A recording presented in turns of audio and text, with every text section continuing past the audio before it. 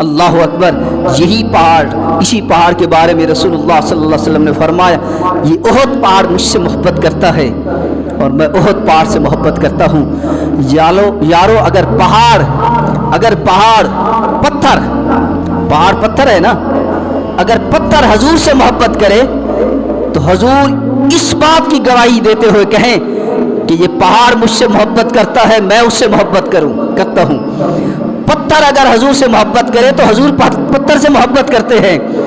یارو اگر حضور کا امتی حضور سے محبت کرے تو کیا حضور محبت نہیں کریں گے؟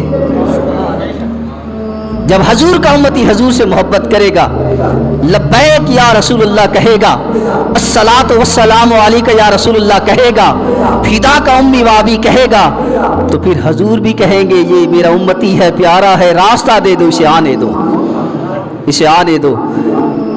ادھر سے حضرت اویس کرنی یاد کر رہا ہے اور ادھر سے رسول اللہ صلی اللہ علیہ وسلم مسجد نبی میں بیٹھ کر یاد فرما رہے ہیں.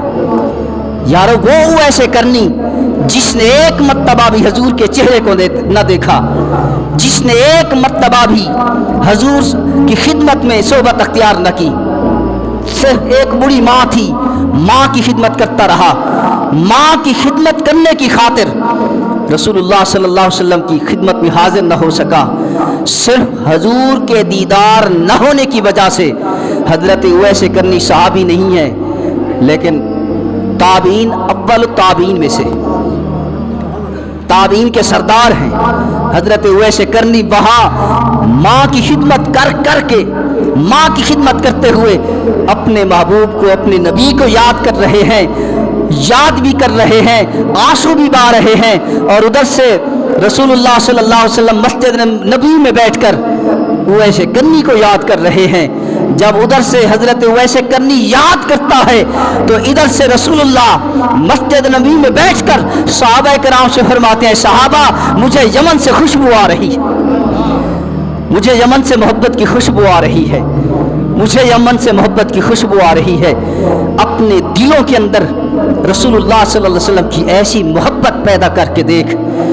یارو ہم حضور کے امتی ہیں. حضرت اویس کرنی جس نے حضور کا ایک مرتبہ بھی دیدار نہ کیا، اگر وہ وہاں پر یاد کرے تو اس کی یاد رسول اللہ تک پہنچے اور رسول اللہ اسے یاد کرے.